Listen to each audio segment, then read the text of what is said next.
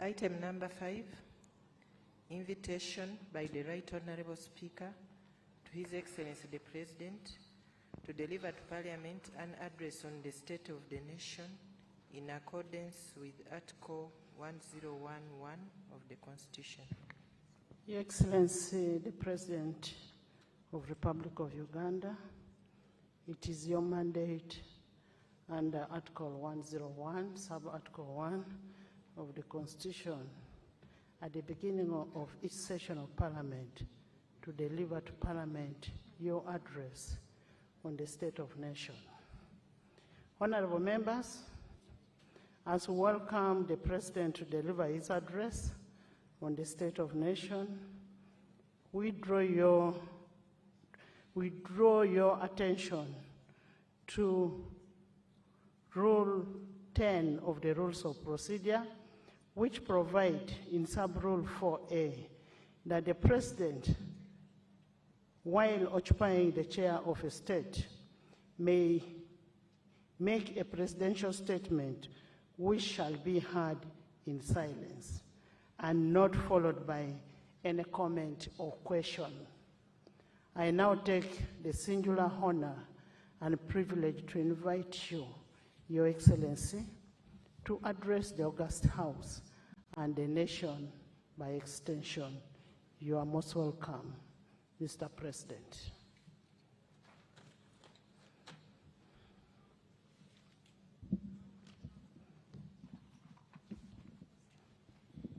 Her Excellency the Vice President, the Right Honourable Speaker of Parliament, His Lordship the Chief Justice, Right Honourable Deputy Speaker of Parliament, His Lordship the Deputy Chief Justice, the Right Honourable Prime Minister and Deputy Prime Ministers, Honourable Ministers, Honourable Members of Parliament, Honourable Members of the Diplomatic Corps, cultural and religious leaders, the Wananchi, distinguished guests, ladies and gentlemen. In fulfillment of the constitutional requirement, 01, Clause 1 of the Constitution of the Republic of Uganda, I am here to deliver the State of the Nation Address 2025. Fellow countrymen, countrywomen, and especially the Bazukulu, abantu abo, I applaud you all for positively utilizing the peace and tranquility prevailing across the country and the improved physical infrastructure to improve your personal lives, your families, and your communities. Since the last State of the Nation address, a number of people have unfortunately departed from this earth. They include His Holiness the Pope, late Pope Francis,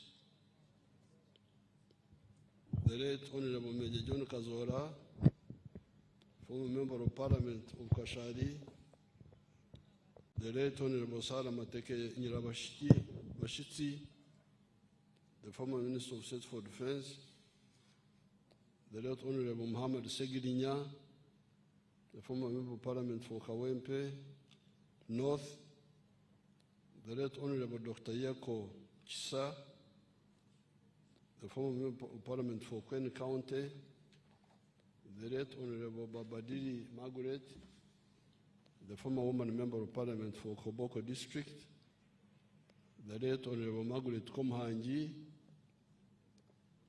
the former woman Member of Parliament for Nakasongora District, the late Honorable Cicely Ignatius, the former Member of Parliament for Buyaga County East, the late Honorable Frank Nabuiso, the former Member of Parliament for Kagoma County, and many other Ugandans who have succumbed to accidents, illnesses, etc. I request that we rise up and observe a moment of silence in the memory of those that have passed on.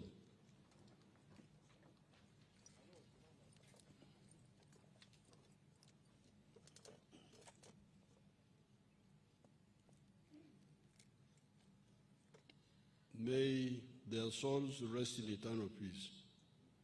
Sit down.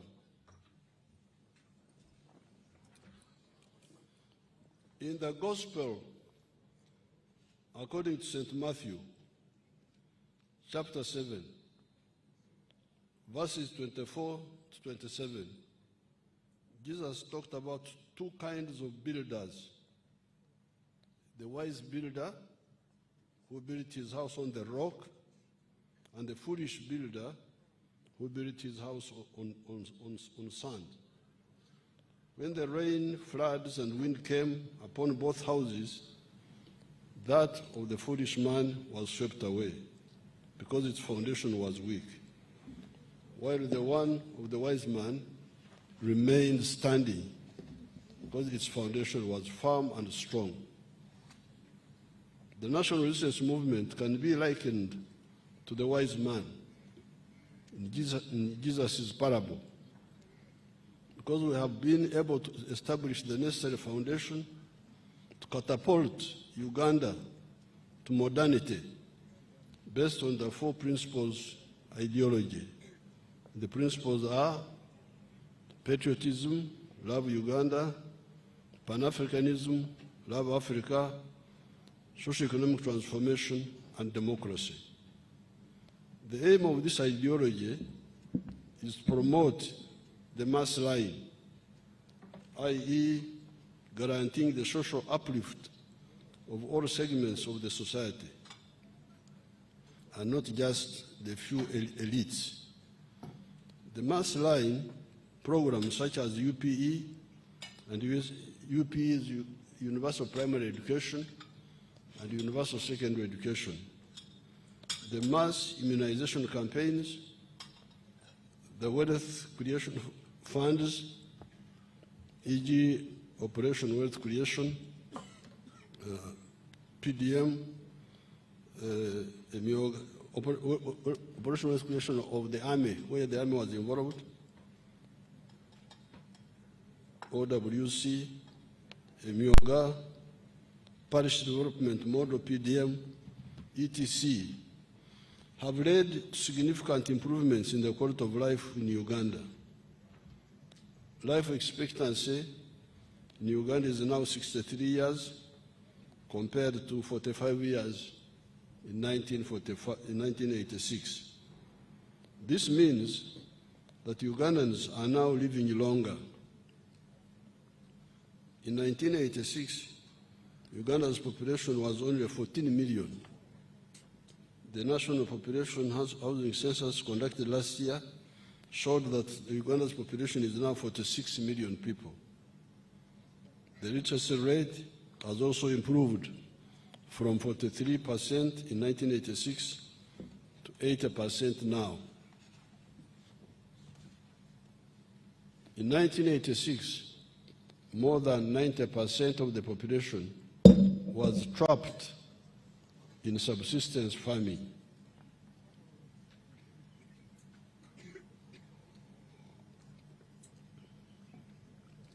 i.e., working only for food with no surplus to take to the market to get money. There has been a significant reduction in the percentage of households in subsistence agriculture. They are now 33%. And you hear that at the beginning they were 90%. These few illustrations show that implementing the mass line programs is the most effective way of triggering socio-economic transformation. Therefore, In line with the mass line philosophy of the NRM, we must prioritize the following. Number one, peace and security of person and their property in all parts of the country. Number two, accelerating industrialization with focus on building factories which use locally available materials as inputs. Number three, export promotion and import substitution by boosting the domestic manufacturing capacity. Number four, strengthening the private sector. Number five, increasing market access for our exports, both in the regional markets such as East African Community, COMESA, among others, and international markets. Number six, skilling our youth through the zonal industrial hubs. The youth will continue to acquire skills in tailoring, carpentry, metal fabrication, welding, shoemaking, weaving, hairdressing, knitting, and bakery. We shall add also plumbing and motor mechanics. The training is free of charge and no prior education qualifications are required, as you all know. Number seven, increasing revenue collection by Uganda Revenue Authority without hurting businesses. Number eight, expenditure rationalization by restructuring the government. And I thank the Parliament here, as you heard the Speaker was listing those bills which you passed, which enabled this rationalization to take place. Fighting corruption, number 9. Number 10, ensuring that the remaining 33% of the homesteads still practicing subsistence agriculture join the money economy. The general security situation in the country is calm. However, the traditional and non-traditional threats to national security continue to manifest in the form of terrorism, negative political activism, general and cross-border crime, as well as health and environmental risks. The national borders are secure, save for the spillover effects resulting from the conflicts in the Eastern Democratic Republic of Congo, South Sudan, Sudan, Khartoum, and Somalia. These include influx of refugees and asylum seekers, illegal immigrants, and proliferation of small arms and light weapons. The capacity of the national security agencies, i.e. Uganda Police Force, the Internal Security Organization, supported by the Army, the UPDF, has been enhanced in order to combat crimes and guarantee the safety of all Ugandans.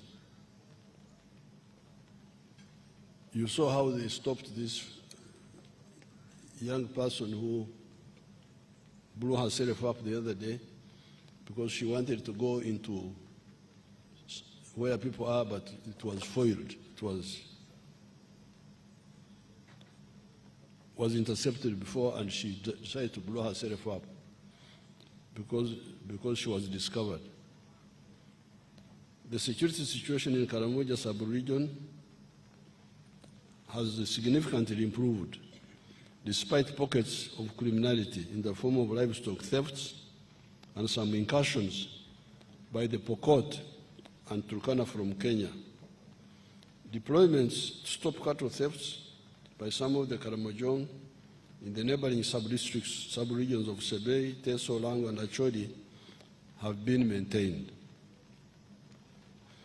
In the eastern DRC, the joint FADAC is the Congolese army, UPDF operations against ADF are ongoing with significant achievements. Since November 2024, 223 abductees have been rescued from captivity and some firearms and bombs have been captured, including IEDs, improvised explosive devices. The government continues to modernize and professionalize Uganda's security forces by improving their welfare and strengthening the cooperation between the civilian population and the security forces. The UPDF, Uganda People's Defense Force Construction Brigade, has rehabilitated schools in rural communities and together with the National Enterprise Corporation has been involved in the rehabilitation of major infrastructure such as Entebbe International Airport. It is paramount to jealously guard Uganda's political and economic stability. All attempts to destabilize Uganda by internal and external actors have been thwarted and defeated.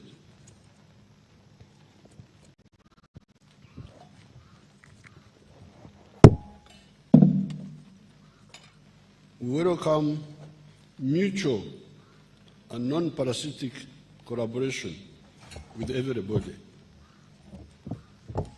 Uganda's priorities and interests are very clear, and therefore our allies must respect and uphold them in all their dealings with us.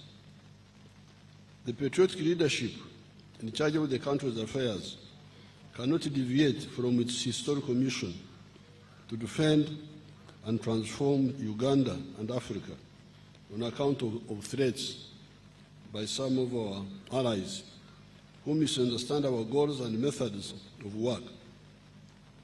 For instance, we are soon finalizing the construction of the 1,443 East African crude oil pipeline from Burisa on Lake Albert to Tanga in Tanzania. This East African crude pipeline will take our crude oil to the international market through the sister country of Tanzania. The construction of the standard gauge railway, which I launched last year, is soon starting, and we have signed a memorandum of understanding with Alpha BMP Investment Group of the United Arab Emirates to start the construction of the oil refinery in Hoima. Many other projects in roads, energy, ICT, schools, hospitals, and agriculture have continued to be implemented despite the World Bank and the USA suspending new financing to Uganda. Our economy remains strong and resilient. It was recently ranked 7th by the International Monetary Fund among the fastest growing economies of the whole world. The size of the economy is projected at Uganda shillings $224.9 trillion, equivalent to $60 billion by the end of June 2025. In 1986, the economy was only Uganda shillings 42 billion, or US dollars 3.9 billion. This means that in dollar terms, the size of the economy has expanded nearly 15 times since the NRM government took power in January 1986. The economy grew by 6.7% in the first quarter of this financial year, compared to 5.6% recorded in the same period last year. This is on top of the growth of 6.1% in the financial year 2023-2024. Economic growth is projected at 6.3% this financial year and further projected to grow to 7% in the financial year 25-26. It is projected to grow faster when commercial production of oil and gas starts next year. In purchasing power parity terms, our economy is projected to be US dollars $171.6 billion by the end of this financial year in June 2025. And next financial year, equivalent to about 65.7 billion using the Atlas method. This will be equivalent to US dollars 187 billion in purchasing power parity terms. This growth will translate into higher household incomes from US dollars 1,259 income per capita by the end of this financial year to US dollars 1,330 as income per capita next financial year. In the past 4 years, our growth has been broad-based, inclusive, and pro-poor. The latest National Housing Survey report that was released recently by the Uganda Bureau of Statistics shows that the share of Ugandans living below national poverty line has fallen to 16% from 20% 4 years ago, surpassing the 2025 national target of 18.5%. With the continued implementation of the PDM, we are on track to completely wipe out poverty in the near future.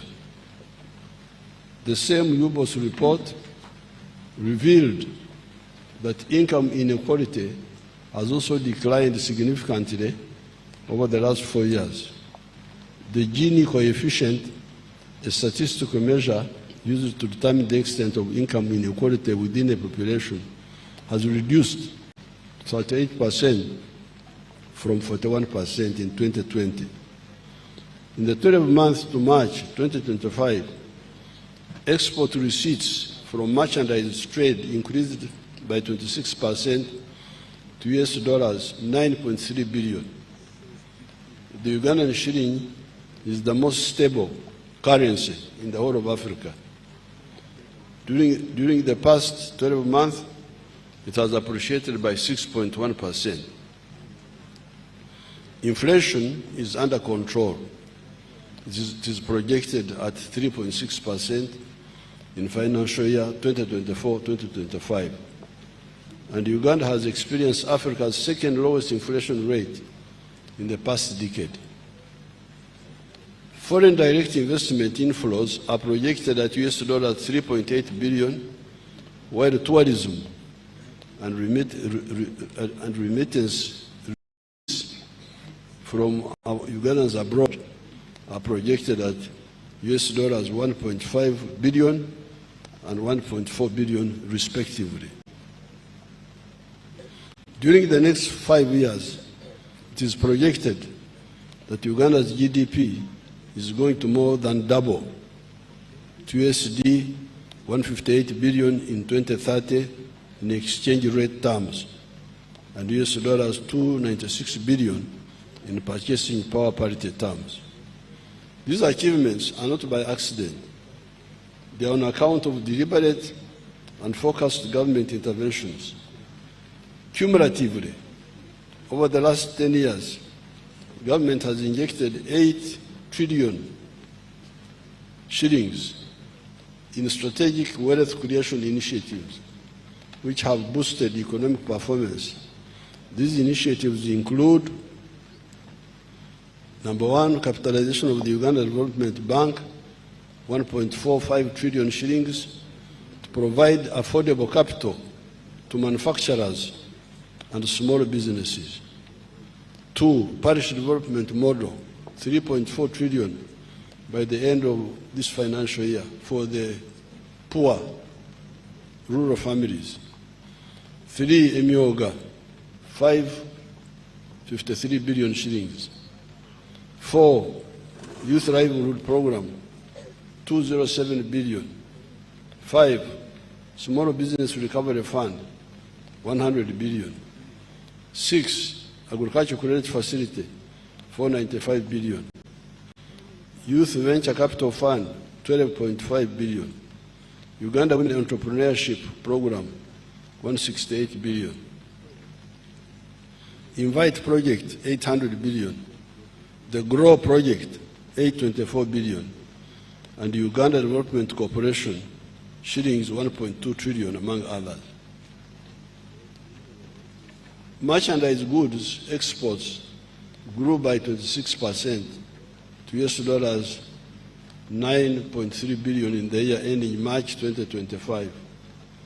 The top exports include gold, 3.7 billion, coffee, 1.8 billion, cocoa, 410 million, industrial products such as cement, US $335 million, metal products such as steel, US $230 million, sugar, US $190 million, fish, 177 million.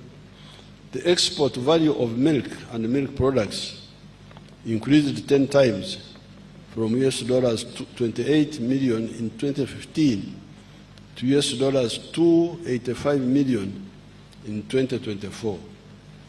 The total export earnings of goods and services reached US $11.81 billion by March 2025. The prices of consumer goods and services have remained low, averaging 3.4% in the past 12 months to April 2025. This is good for savers and investors to be able to plan their investments and plan with certainty. The low inflation was due to a stable exchange rate, good crop harvests, and the decreasing global prices of liquid fuels. The prices of diesel, petrol, and kerosene reduced by 4.2%, 2.5%, and 1.7% respectively on average for the year ending April 2025.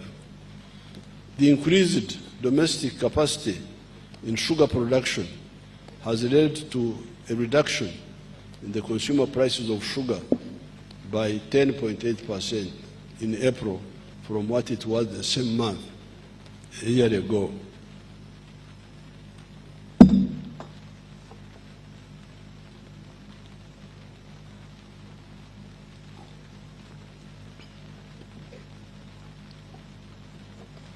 For Abaganda tugamba akatari kabbe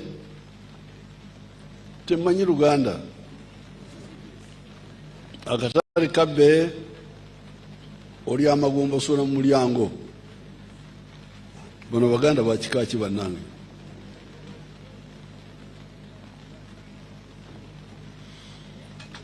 The prices of beef have increased by 10%, in part due to the increased export of beef to the Middle East, which has increased demand. This is good for the cattle keepers.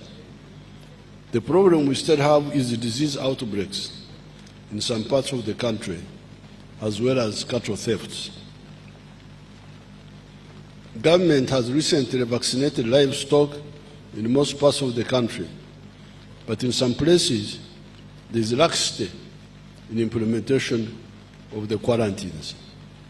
District leaders should always ensure that quarantines, especially against foot and mouth disease, are strictly adhered to. As a result of the strong foundation that the NRM government has built over the years, foreign direct investment was US $3.5 billion for 12 months up to March 2024. This was mainly in mining, transport, manufacturing, finance, etc.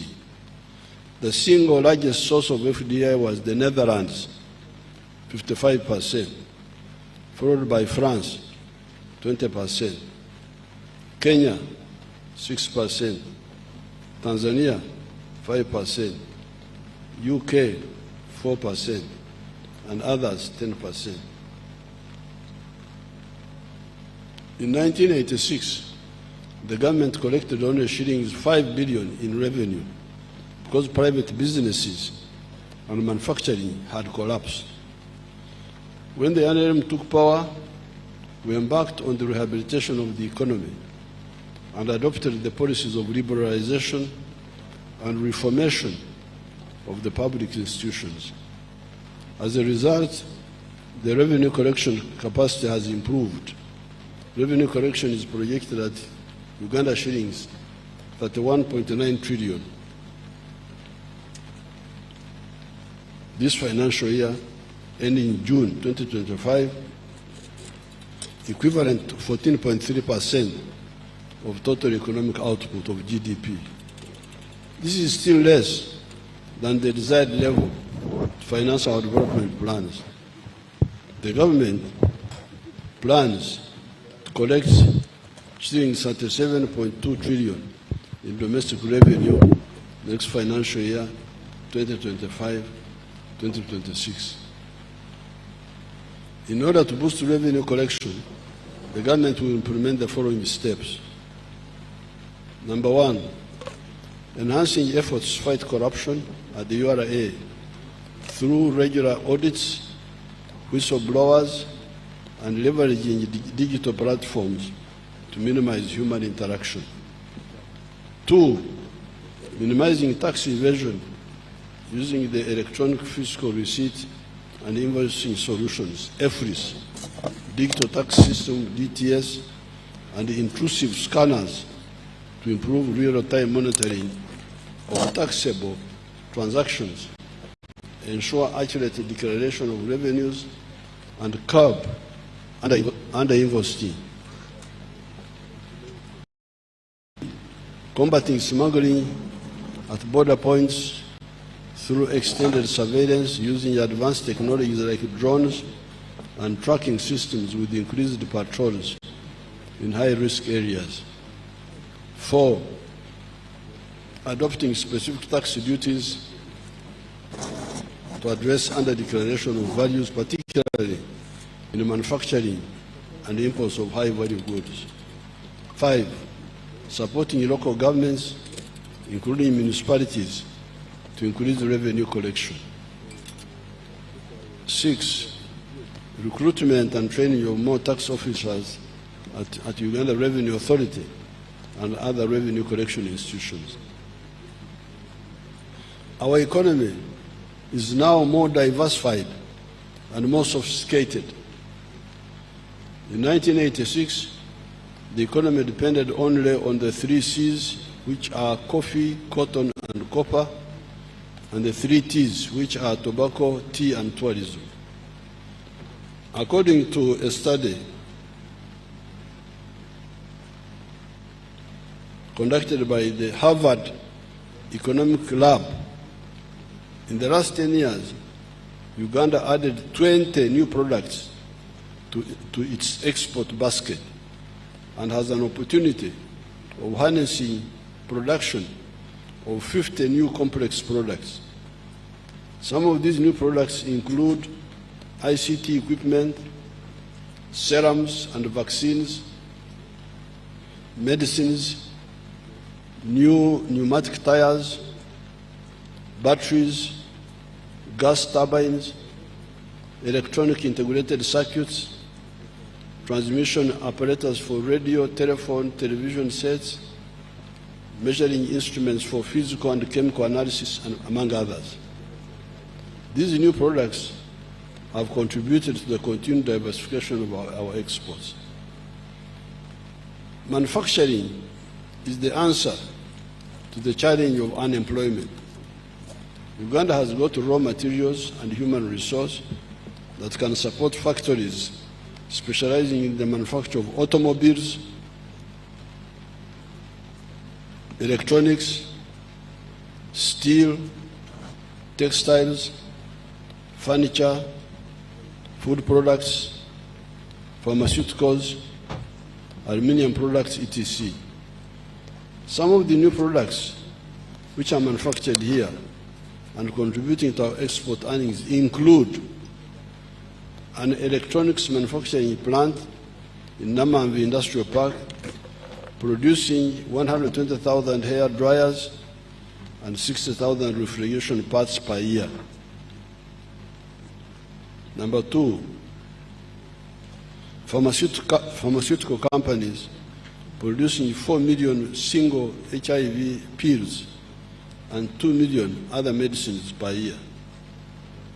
Number 3, dairy farms, which produce 5.3 billion liters of milk, and processing plants such as Royal Milk Enterprises, Jezzard Farm, Brookside Dairy, Amos Dairies, Lakeside Dairies, GBK Dairy, Pearl Dairy, etc., which process about 800 million liters of milk and 365 million tons of cheese per year.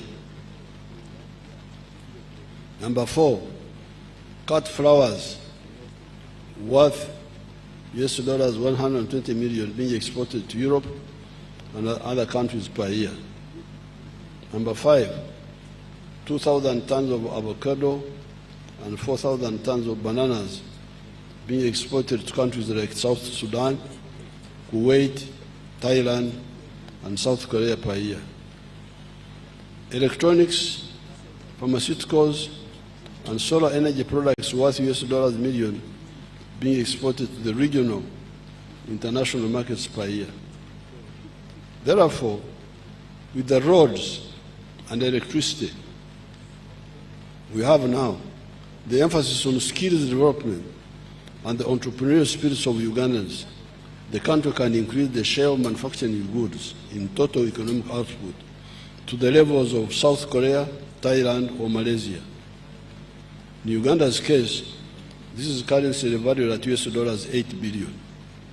It was only US dollars 237 million in 1986.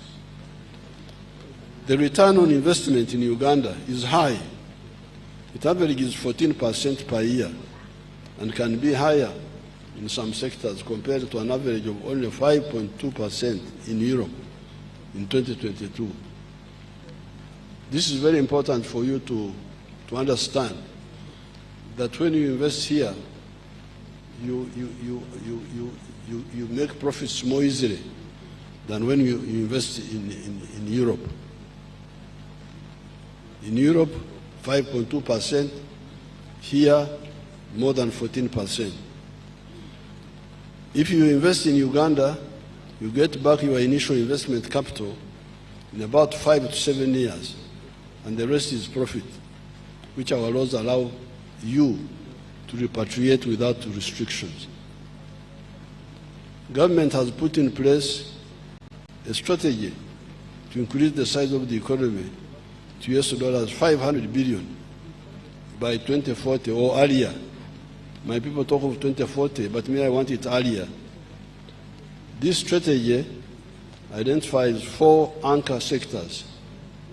These are agro-industrialization, tourism development, mineral development, including oil and gas, and science, technology, and innovation, i.e., taking advantage of the knowledge economy by prioritizing investment in research and development.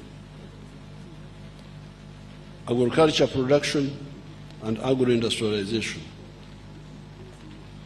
Government has invested in irrigation in order to boost agricultural production.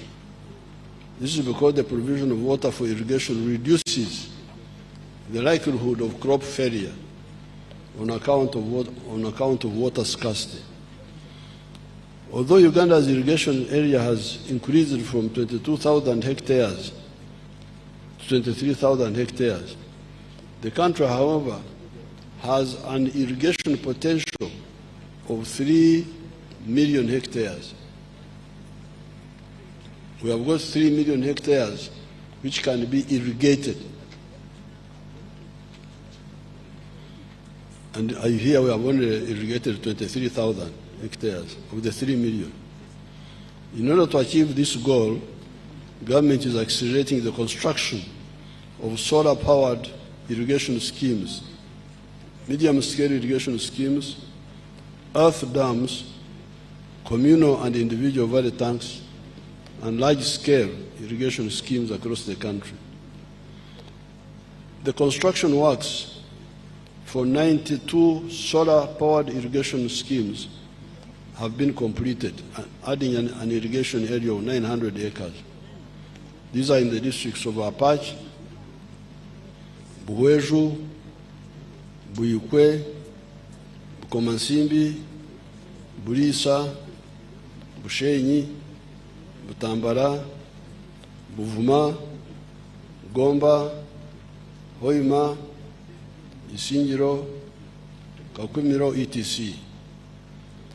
The new solar-powered irrigation schemes have benefited 110,000 farmers, and production yield from 112 schemes has increased to 3,600 tons per season. The major crop enterprises in these irrigation schemes include green pepper, onions, Irish potatoes, watermelons, tomatoes, apples, cabbages, pineapples, coffee, eggplants, vanilla, grapes, mangoes, and pumpkins. Construction works are also ongoing for 22 solar-powered irrigation in the districts of Kabarole, Chenjojo, Kole, Gulu, Napak, Abim, etc. In Nakaseke district, the construction works for Chirema, Phase 1, a medium-scale irrigation scheme, have been completed, thus adding a total of 124 hectares and benefiting 50 farmers engaged in coffee growing, passion fruits, maize, and bananas.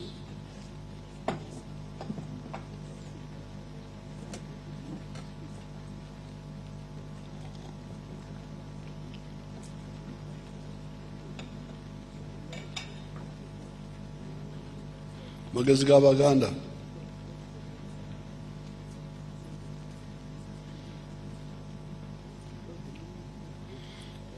The construction works for Wadelai irrigation scheme,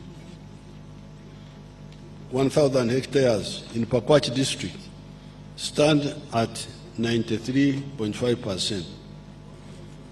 The construction works for Namaitsu medium-scale irrigation scheme in Bududa district are at 70%. Kaumu irrigation scheme, this is in rural district,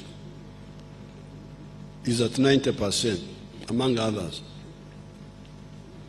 A mega irrigation scheme, Nyimur, covering 3,300 hectares, has been constructed in Lamo district. You know where Lamo is? You people, you don't know where Lamo is. Lamo is far away, far away, far away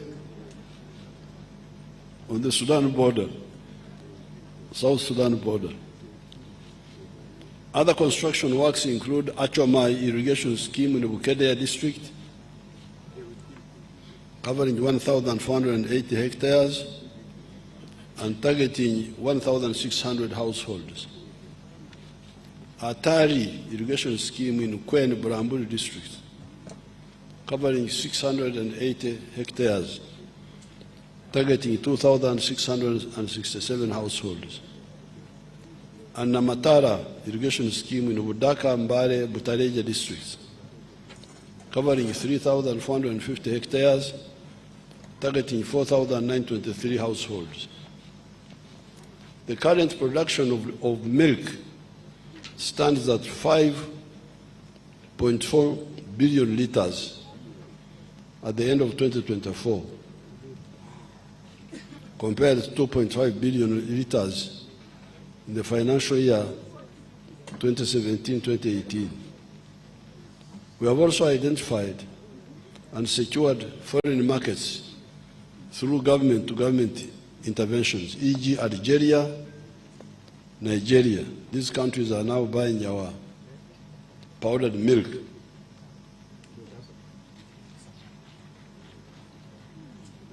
This has resulted into an increase in the value of milk and milk products, as already pointed out, from US dollars 28.7 million in the financial year 2014-2015 to US dollars 285 million in the 2024 year. A new processing factory, Ben Foods, has been commissioned and is currently operational with an installed capacity of 10,000 liters of milk per day. The total value of fish catches from all the water bodies has steadily increased since government deployed armed forces to assist in fisheries enforcement. Currently, we are producing 658,000 metric tons of fish annually. The availability of raw material, fish, sustained operations of 12 fish processing factories. You know that debate. The fisheries unit has been able to stop overfishing or reduce it, although they also accused once in a while of being also sinners. But we can audit their work by looking at the 12 factories which are now processing fish. Many of these had closed. I will meet the fisheries people soon. I will meet the traditional fisheries communities. But this is one of the facts. Are the factories operating or not? And had they closed or not? When we meet, we shall discuss this. Because according to this one here, 12 factories are now operating, processing 658,000 metric tons. The performance has also been a result of the government focus on gazetting of fish breeding grounds. Ebyondo Nebiema, where the fish produces young ones. Some people had invaded those breeding grounds. Enforcement of fisheries laws and regulations, provision of quality fingerlings and fish feed, and providing an enabling environment for private sector to invest in aquaculture. The value of fish and fish products exported increased from US dollars 148 million to US dollars 152 million in the financial year 2023-2024. The volume of coffee produced has increased from 7.8 million 60 kilogram bags in 2022-23 to 8.2 million bags in the financial year 2023-2024. The performance in the coffee subsector is attributed to government strategic interventions, including generation and distribution of improved coffee variety seedlings, supporting increased use of water for irrigation, and promotion of use of fertilizers use among the farmers. The value of coffee exports has steadily increased from US dollars 845 million financial year 22-23 to US dollars 1.1 billion in the financial year 2023-2024. Government has provided the research institution with funding of 30 billion in the financial year 2025-2026, geared toward the development of improved coffee production, multiplication and disease, pest and climate resilient varieties. The volume of maize increased from 3.4 million metric tons in 2018 to 5 million metric tons in 2024. Subsequently, the value of maize exports increased from $63 million financial year 2018 to $195 million in financial year 2023-24. The performance is attributed to the increased adoption of improved maize varieties by farmers, increased value addition by private sector, and increased vigilance by government in control of pests and diseases. Next financial year, the government will prioritize the following support agro-industrialization. Number one, appropriate agro-processing and value addition technologies. Number two, high-quality agricultural inputs. Number three, construction of key water storage and irrigation infrastructure. Number four, enforcement of standards and market access.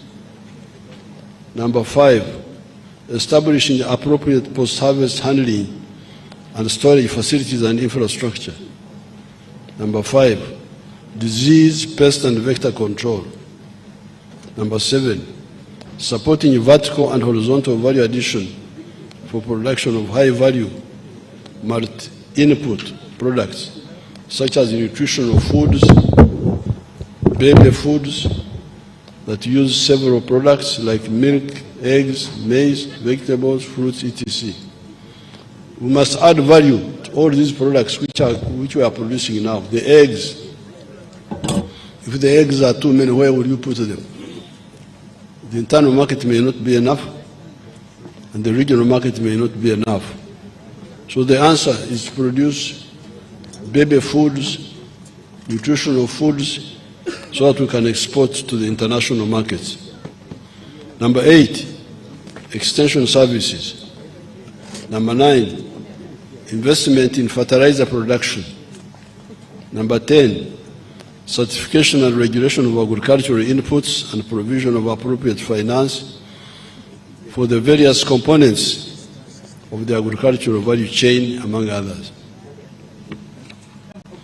Government has introduced the large-scale commercial farmers interest-free credit facility of shillings 175 billion. The money is accessed through government-owned commercial banks. These are Post Bank, Housing Finance Bank, and Pride Bank Limited. This enables large-scale farmers to access mechanization in order to boost agricultural-based exports. The Parish development model. The Parish development model is now in its third year of implementation. By the end of this financial year, in June 2025, shilling 3.3 trillion will have been provided to the Parish development model. The government is currently providing shillings 100 million for each parish per year, per annum. During my up-country trips, I have interacted with some of the beneficiaries of the PDM funds who have used them to start enterprises in food crops, farming, goat keeping, piggery, beekeeping, etc. In Iksoro, some of the PDM beneficiaries earned between 16 to 20 million shillings from onions over a period of 2 years, using the initial seed capital of just 1 million shillings. Tourism receipts were valued at $1.4 billion in calendar year 2024. This is a significant recovery from $562 million in 2020 when we had the corona shutdown. The good performance is attributed to the sustainable peace and security, increased competitiveness of Uganda's tourism industry through marketing and the government investment in strategic tourism infrastructure. To support tourism, the government has provided adequate security to the tourism sites, improved physical infrastructure, and supported the tourist companies with tax relief. Government is strengthening economic and commercial diplomacy through our embassies or missions abroad to promote tourism in addition to mobilizing foreign direct investment and enabling penetration into export markets. Uganda's proactive support for meetings, innovations, conferences and exhibitions, and our participation in global tourism expos resulted in hosting 267,000 tourists in wildlife protected areas. Government has maintained 1,200 kilometers of trail tracks and roads in the national parks. An important aspect in tourism promotion is adherence to the international standards in terms of grading of accommodation facilities, such as hotels and restaurants,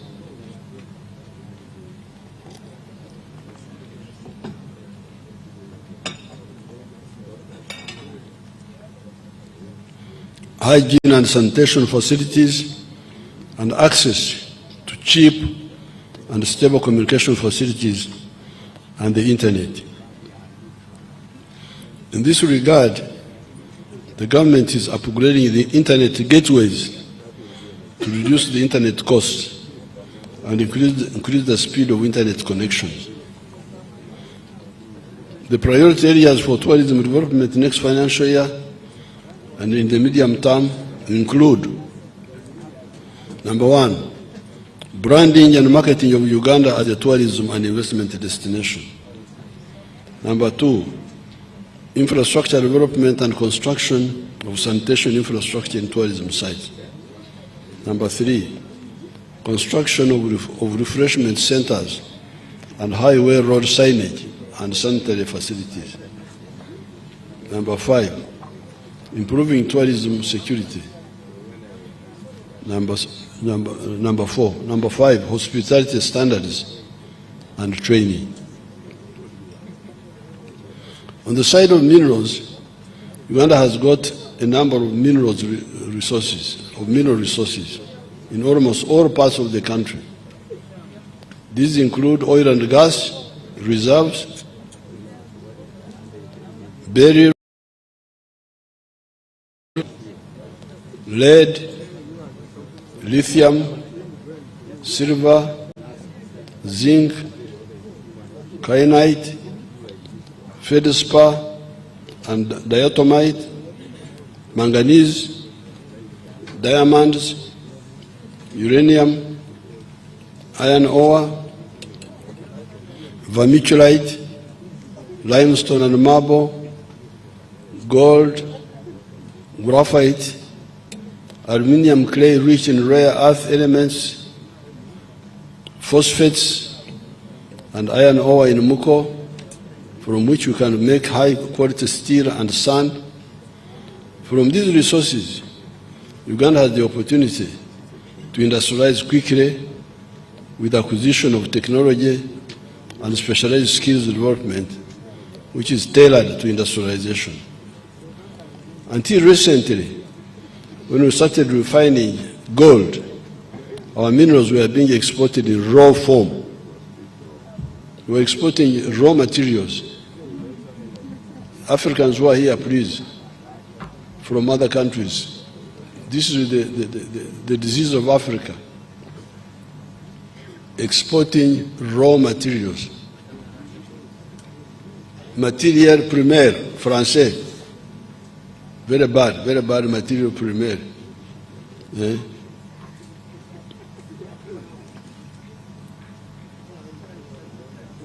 This means we are donating all the benefits, such as jobs and money, to other countries.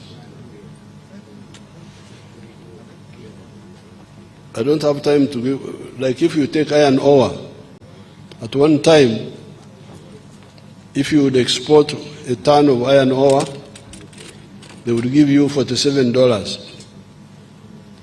At that time, the one who processed the iron ore into a ton of steel would earn $900. You get $47. The cleverer foreigner, cleverer than you, gets $900. And all the jobs are available for his children when your own children have no jobs.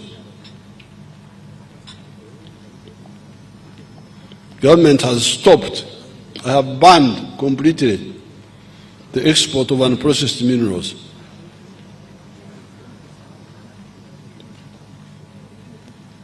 Some of the people wanted to kill me. I say, you kill me, but I will not.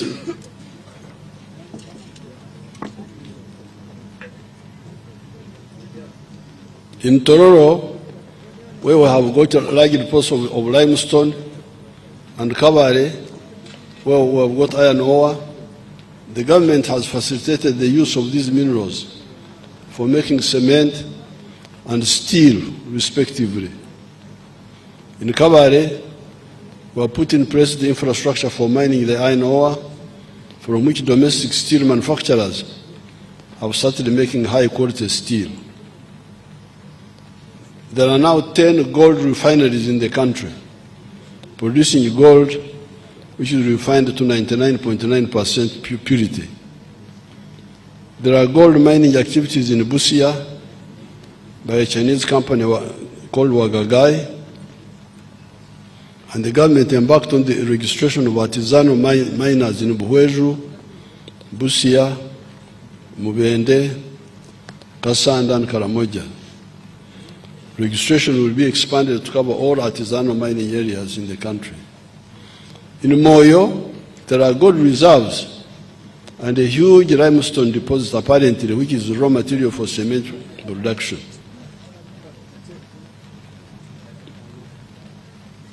Madi, Manzora,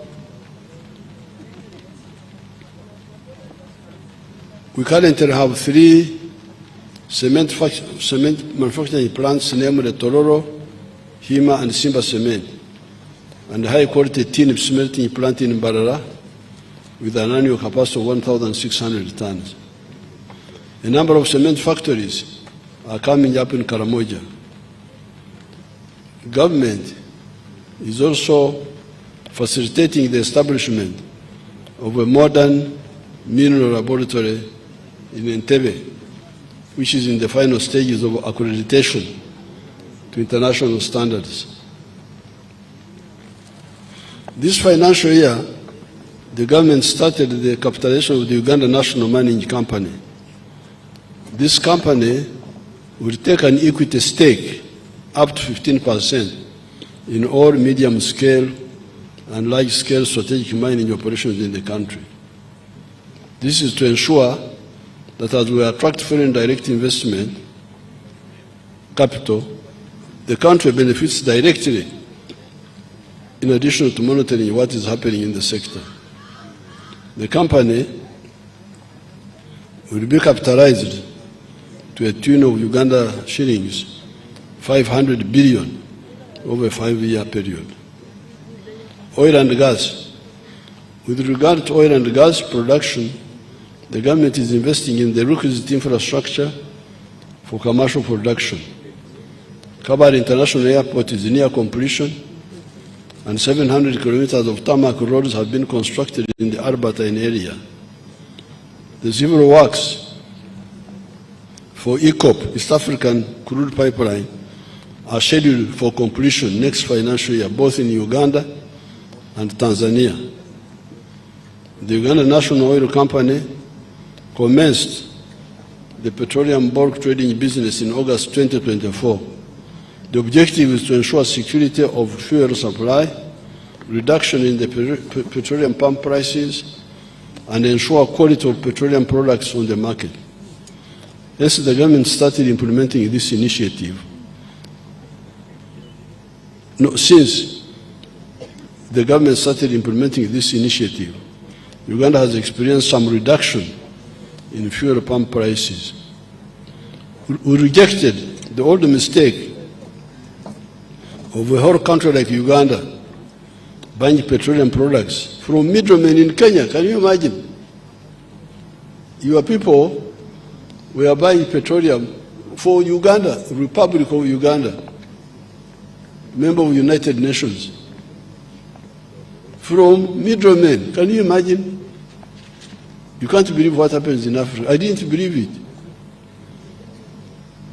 And you know, in these ministries, there are people called commissioners. Have you heard of them? Commissioner of ignorance of what? So when I came to know, I said, this will not happen. Why not buy from refiners? Don't you know where the refineries are? Or the bulk suppliers? You can't believe it. Africa is really a continent of wonders. A whole country buying petroleum from middlemen. I didn't know this. And I was sitting there, president.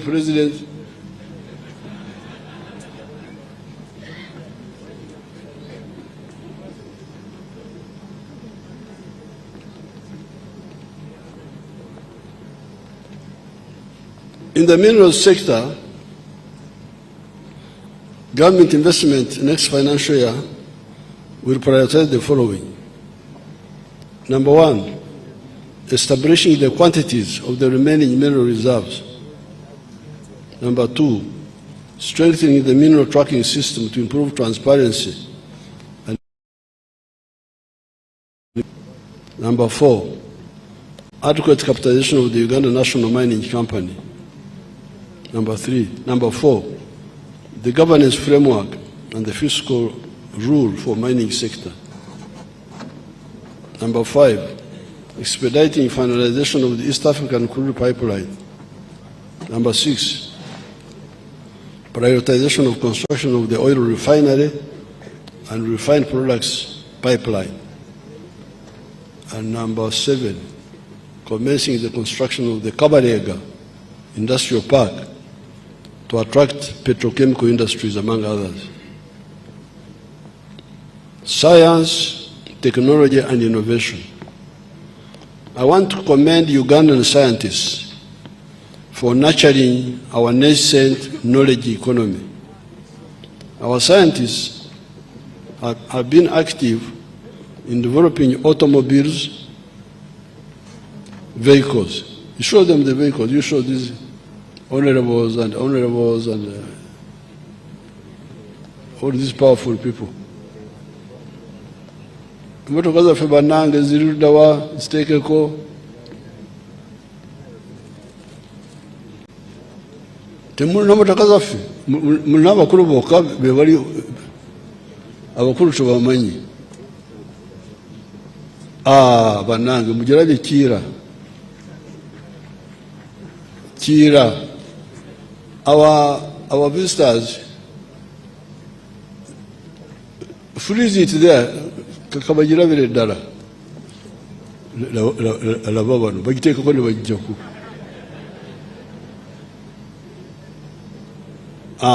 You leave it there. Freeze it there. Now, those buses are electric buses manufactured by your children here. From zero to the whole thing. They are called Kira. Kira is our name for the Nile. The Nile, other people call it Nile, but for us we call it Kira. Even the South Sudanese, they use the same name. That's why His Excellency Salva Kiir. Salva Kiir means Nile. Salva Kiir, the president, means Nile. His name means Nile. So these people are making the buses, the smaller cars, all other vehicles. Thank you. You can now show the big people. Or whatever you.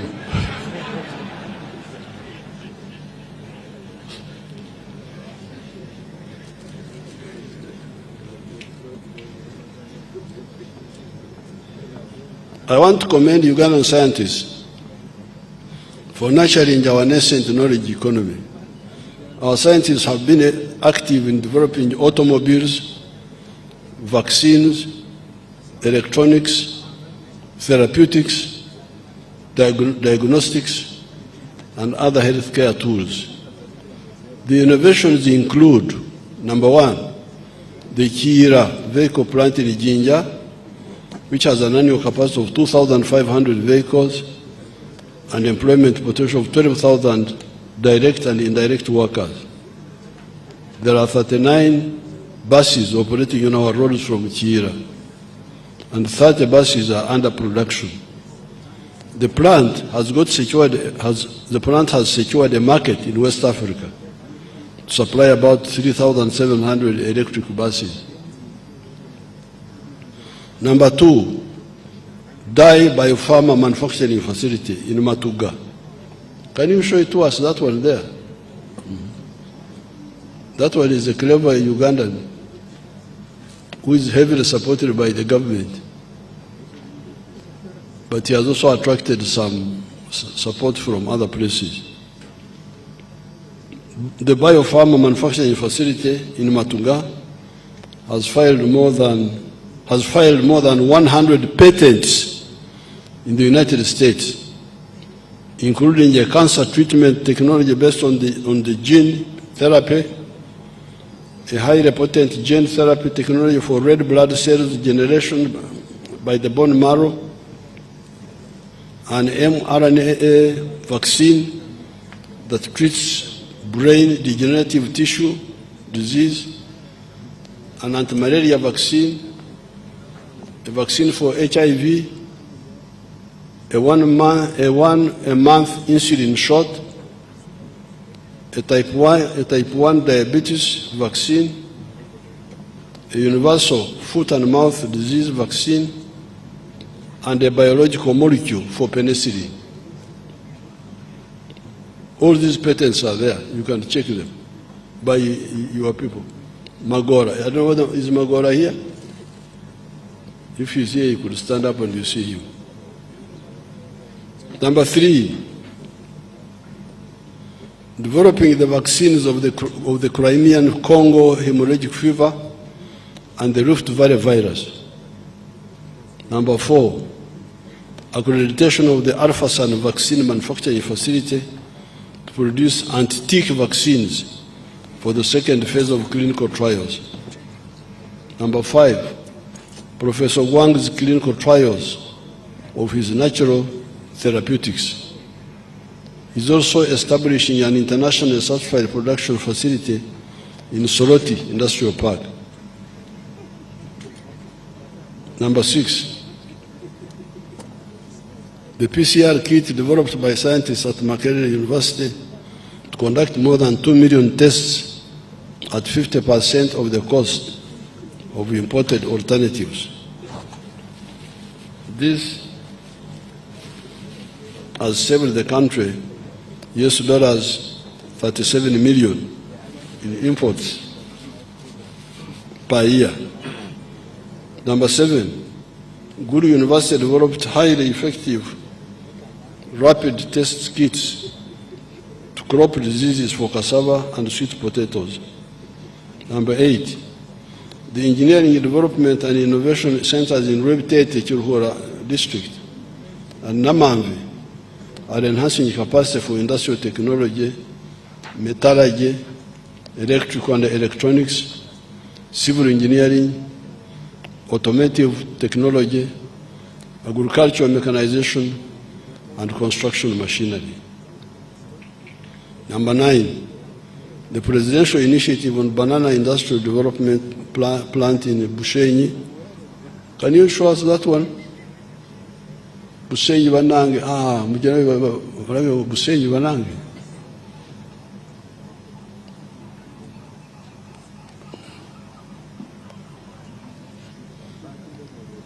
If you want to not to die from heart attacks, you take our bananas. They have got potassium for your heart muscles.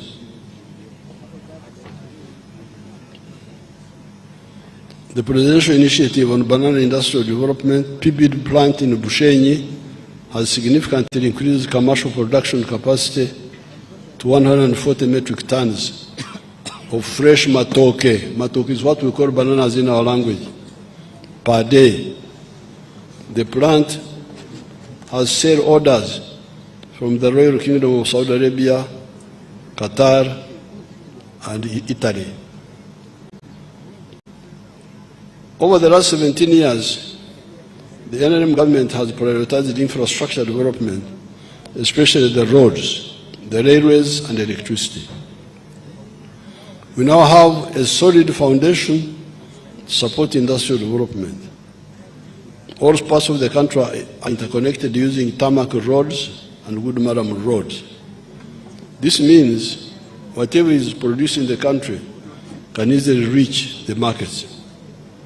It also means that the cost and the time of moving goods has reduced significantly, facilitating both investments and trade.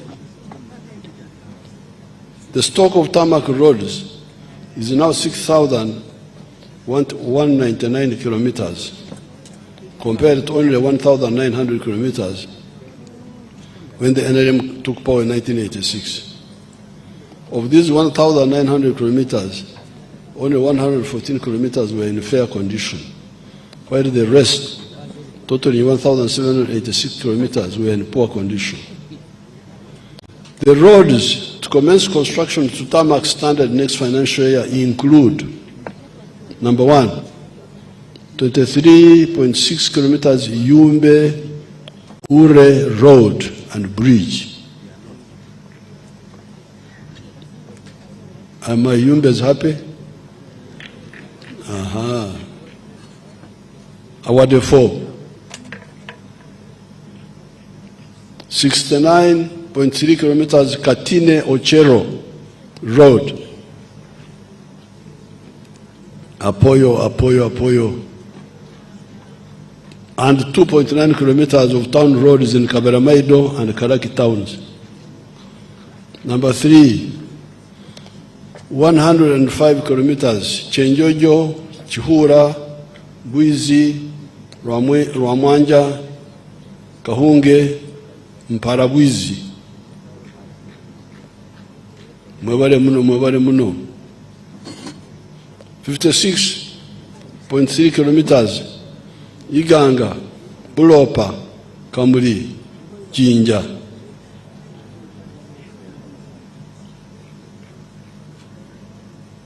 Mwebale ino 127 kilometers Mbulamuti, Kamuri Bukungu.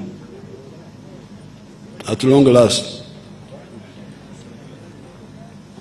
10 kilometers Jinja City Roads. 115 kilometers Kitugum Kidepo. Apoyo.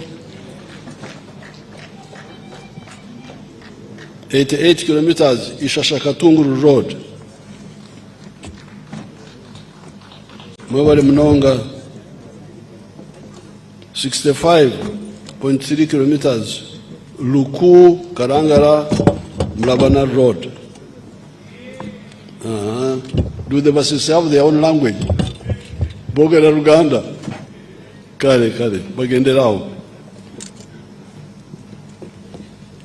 10.67 kilometers in the 7 town roads in Karangara. 72 kilometers Nabumari, Butareja, Namutumba.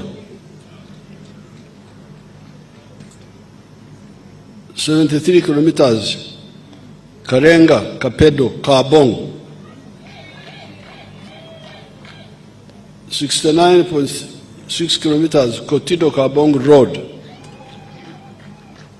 Alakara, Noi.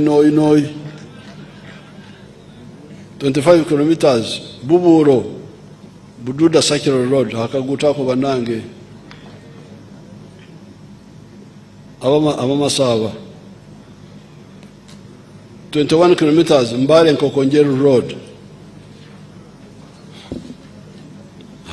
Banange, 46.6 kilometers. Kabohe, Nyakambu, Buzwera, Nyakambu, Nsika. Awanyabweru at least, at last. Government is repairing 78.9 kilometers road from Nebi to Arua. 18, I'm also negotiating for more money to tarmac other roads, namely Kabujogera, Kitagwenda, Kamwenje Road. Abatagwenda banje mutawamatsuko Muhanga, Rwamchuchu, Kisizi, Rubare Road with a branch to Nyakshenyi and another one to Kilsoni. Abahorra bakiga tinda basa kubebwa Lyantonde, Lumbugu, Rakai. Abakochi baffe eyo munde eyo Sembabule, Matete, Mbirizi with a branch to Kibinge, Kyabakuza.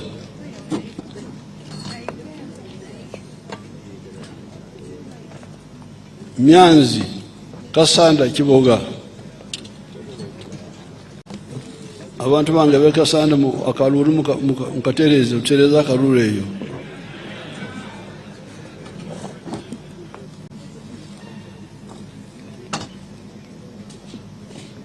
Kagate, Kitwe, Mirama Hill. Mama was about to kill me on this one here. Katumponye. Kabingo, Rugaga, Magabi, Rakai.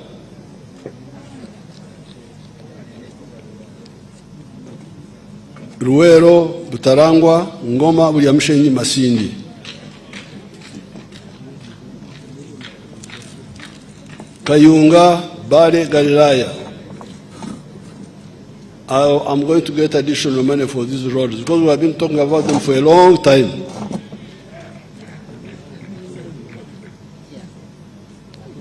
This will be in addition to completion of the following roads.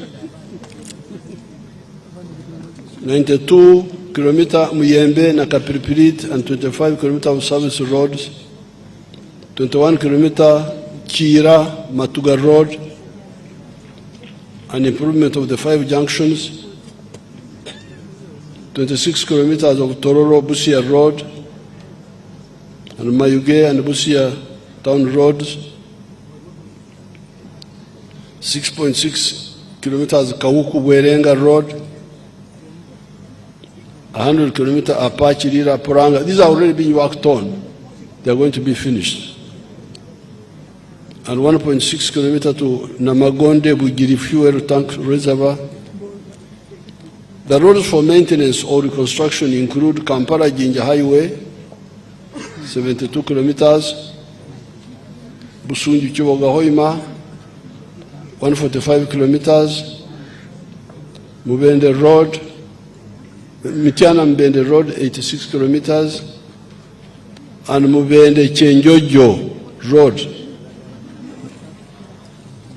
Bende Chenjojo Road, 95 kilometers. Mitiana Town Road, 14 kilometers. Abe Mitiana Mtereza Karuru Banange.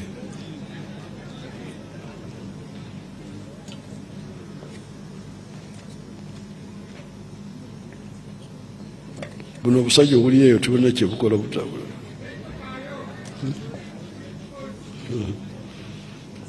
Mugenda muleta obusajja buliyeyo.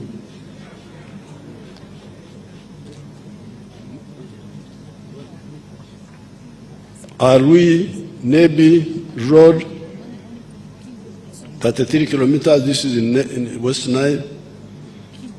Pakwacha Nebi Town Roads, Oruyo Pakwachi Road 62 kilometers, Matugasem Peka 41 kilometers. Wali akasaje iyo nakasiki banake. Akasaje abantu bage mutereze bigambo ebyo. Ubusaje bugende bukolebera. Matuga Semtoka Peka, Tororo Mbare Soroti. This is a long one. Soroti Dokoro Lira Kamdin Road 189. These are ongoing already. Karuma Oruyo 43. Masaka Chotera Mutkura Road 89. Nyandovira Maria Road 11 kilometers. Access Road 7 kilometer rehabilitation of 166 million equivalent of national road that have reached their service life. What they call service life is Zikadiye. The strategic bridges to be prioritized. There's a road in PG Elimonde Yetu Kasanje akatawo nakalala bakita batya Kasanje Kisubi waliwo akatawo neyo munda akalala nakawuka eyo sikirabye wano tulina okugiteekako nayo.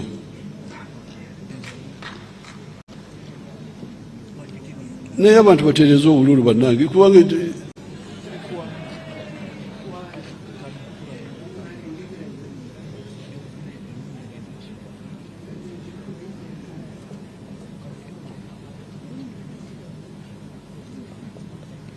the strategic bridges, so I will have to add that road. I thought we had started on it. The strategic bridges to be prioritized in the next financial year include Seziwa Bridge along Karagi Kayunga Road, Katonga Bridge, Rueda Swamp, and Kalanda Swamp. Electricity. In 1986, the whole country had only one hydropower plant, Narubari, formerly called On Follows the Dam, built by the British in 1954 and commissioned by our late auntie, Queen Elizabeth.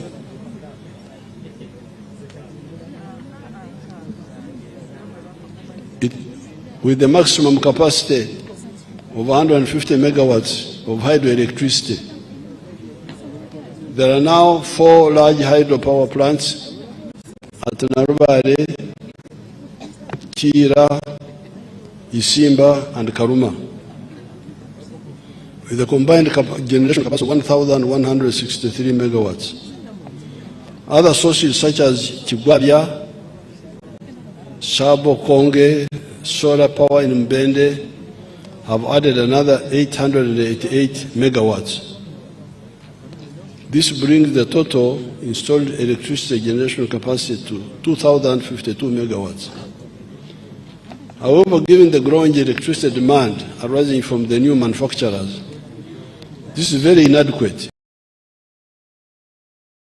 Available capacity will run out in about 5 years from now. So when people talk of surplus, there is no surplus. It will very soon be overtaken. In the past, delayed investment in new electricity generation capacity led to power blackouts, you remember, and affected productivity in the industrial and services sector. To stop this from happening again, the government will commence investment in new hydropower plants at Ayago, in Noya District, 840 megawatts, Kiba in Oyam District, 400 megawatts, and Oryang in Noya, 382 megawatts. In addition, work is ongoing for the 8,400 megawatts nuclear power plant in Uyende District. All these investments, when completed, will bring Uganda's electricity generation capacity to 12,074 megawatts. But we are aiming at 52,000 megawatts. Human capital. The government continues. Don't mind the long speech. You are the ones who invited me.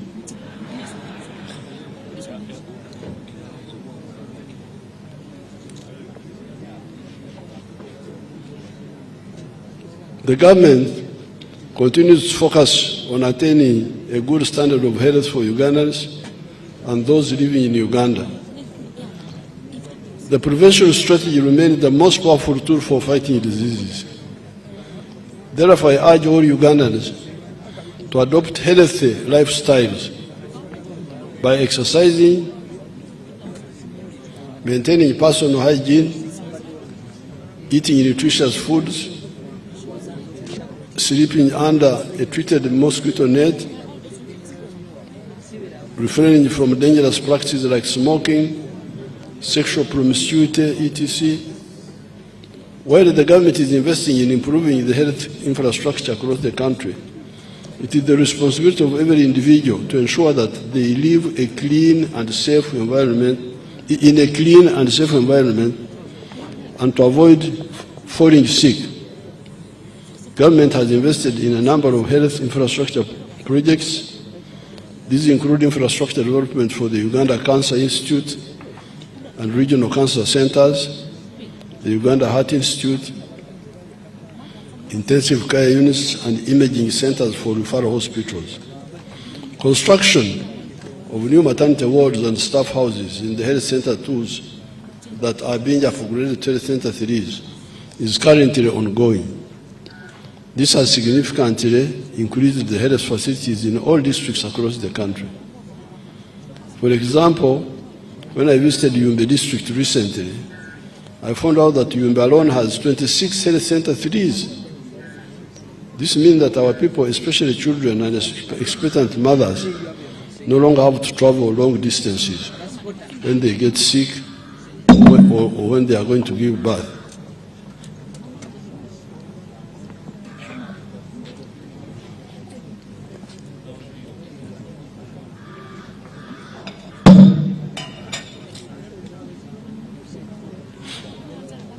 This also supports immunization, which helps to raise healthy children and supports the detection of dangerous disease outbreaks before they spread.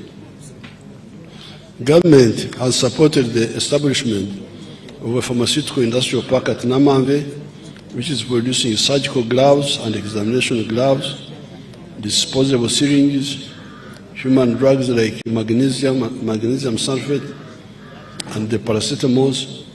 Next financial year, the government will support the construction of specialized centers of excellence for cancer and cardiovascular treatment, among others. Education. The government has introduced reforms in the education sector which are aimed at reorienting the curriculum towards a competency-based approach. This involves equipping learners with practical skills and competencies that are required in the private sector. This will help to reduce unemployment among the school graduates. Government continued to implement the Universal Primary Education Program, reaching 8.8 million learners across 12,433 government-aided primary schools at a sum of Uganda shillings 184 billion. The government, through the School Facilitation Grant, constructed 413 new classrooms for primary schools and renovated 181 classrooms. Government procured and distributed 334 sets of mean laboratory equipment to 334 primary government schools to enhance practical science learning and foster early scientific curiosity among young learners. A total of 593 teachers were recruited to facilitate operationalization of the new grant-aided secondary schools in sub-counties.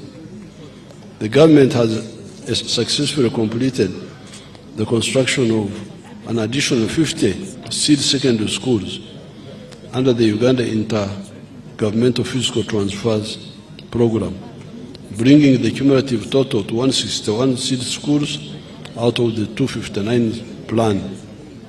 The majority of the remaining schools are progressing well, and are on the schedule for completion by June 2025. The total number of government-aided primary schools in the country is now 12,550.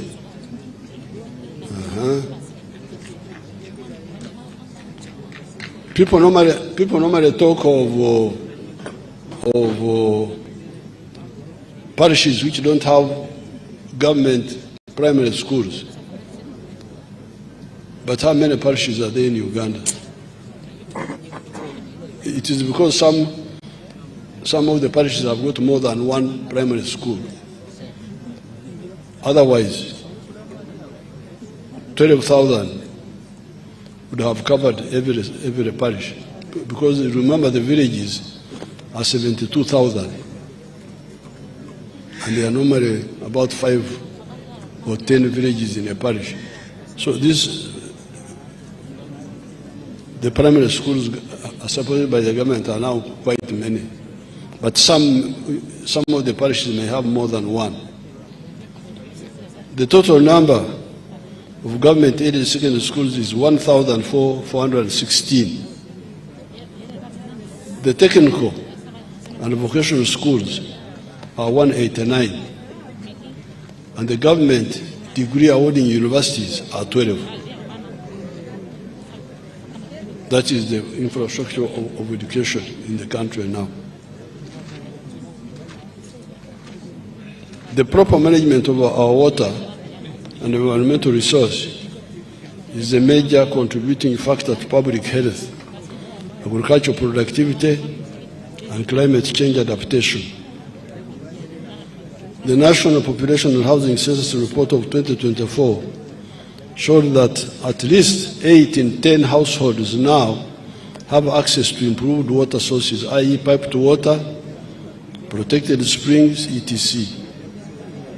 In 1986, only 10%, that is 1 out of 10 households, had access to a clean and safe water source. Today, 81.1% of the households in Uganda are in the radius of 1 kilometer from a safe water source. This is on account of the government's prioritization of the construction of piped water systems in both rural and urban areas. Government has constructed a number of solar-powered piped water systems in the districts of Agago, Aleptong, Kayunga, Mityana, Paderi, etc. There are ongoing construction works in other districts like Buweju for Bisia water supply system, Kasese for Nyamugasani gravity flow scheme, Ora water supply system to serve the districts of Terego, Madiokolo, and Nebi, among others. Additionally, through the district water and sanitation conditional grant, the local governments have been able to boost access to improved water sources across the country.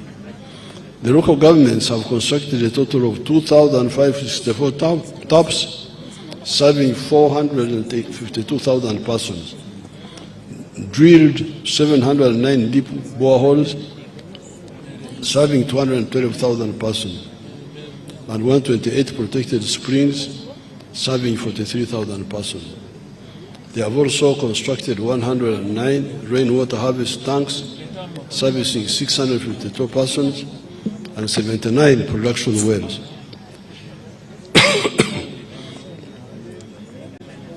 A total of 1,333 boreholes and 28 piped water systems have been rehabilitated across the country, thus restoring service to 417,000 persons.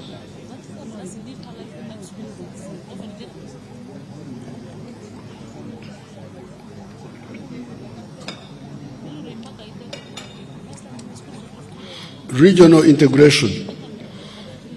The political balkanization of Africa created small states, many of which have got smaller populations.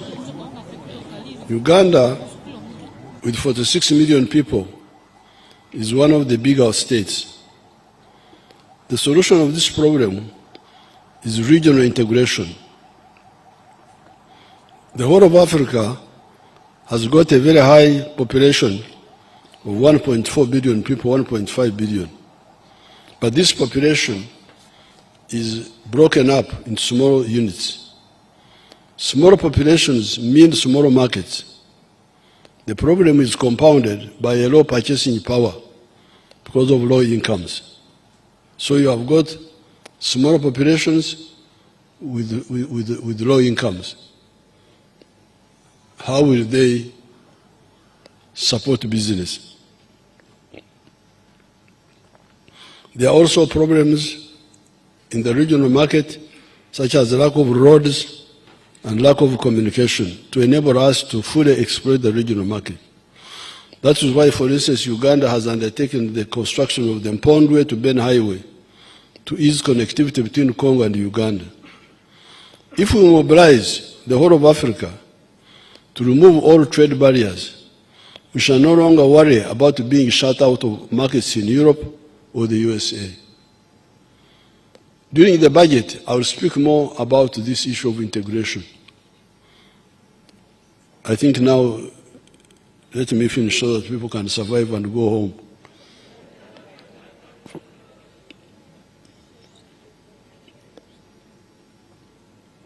Mass ID registration. Government through NIRA has started the mass registration exercise of all Ugandans. This important exercise involves replacing the national identity cards that have expired and fresh registration. The IDs will be used to identify voters in the forthcoming elections to prevent fraud. Therefore, I urge all to embrace the registration exercise. Conclusion. As I conclude, so you see patience pays, you have really survived. As I conclude, I wish to reiterate that the NRM is aiming at making Uganda a $500 billion economy in the near future. We have identified 4 key areas to drive this rapid growth. First is agro-industrialization.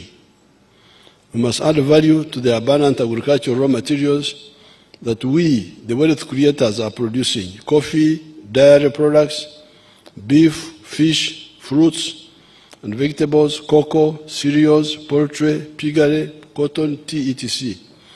These value chains have a combined untapped value potential of US $20 billion.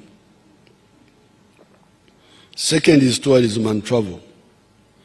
We have a strategy to increase tourism inflows 5-fold by doubling the average spend and average stay time per tourist. Our tourism value chain has a US $50 billion potential. Third,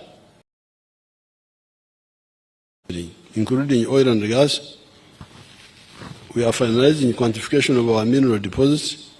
We must add value to our minerals deposits. We must add value to gold, iron ore, phosphates, limestone, tin, copper and cobalt, lithium, uranium, etc. The confirmed value addition potential for our minerals is US $25 billion. We have also finalized plans and signed the first contract to build the East Africa's largest petrochemical industry around our oil and gas reserves. The fourth area is science, technology and innovation, including ICT and digital transformation. What I have said in this long speech is that Uganda is now unstoppable in terms of economic growth and socio-economic transformation. Our security apparatus is also robust. All this is in spite of the mistakes of the careerists that infiltrated the civilian echelons of the NRM and even within the UPDF to some extent. These are normally after personal enrichment and power.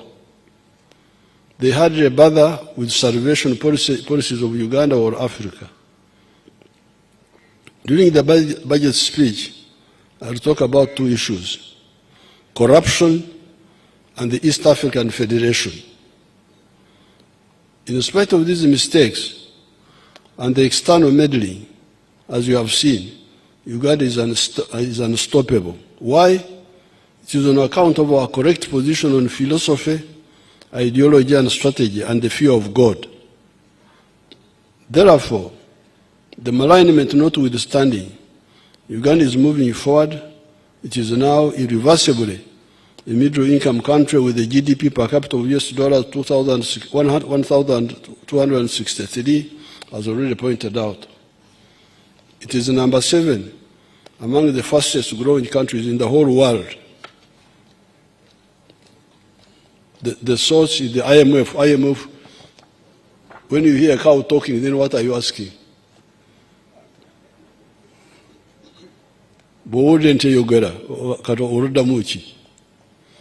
IMF has said Uganda is number 7 in the whole world. IMF seems 7 at 10. And this is before oil. With oil, we shall be the first in the whole world. It is growing at 6.3% per annum. It is projected to be 7% next year, 2025, 2026, and will grow in double digits after oil. Akahanjururwasha, tukahungurwa munobi. This is the other language. You know the other language. Akahanjururwasha, tukahungurwa munobi. What God has created cannot be destroyed by haters. In recent times, one of my happiest days was the 6th of May, 2025, when we held the NRM Village Assemblies Barazas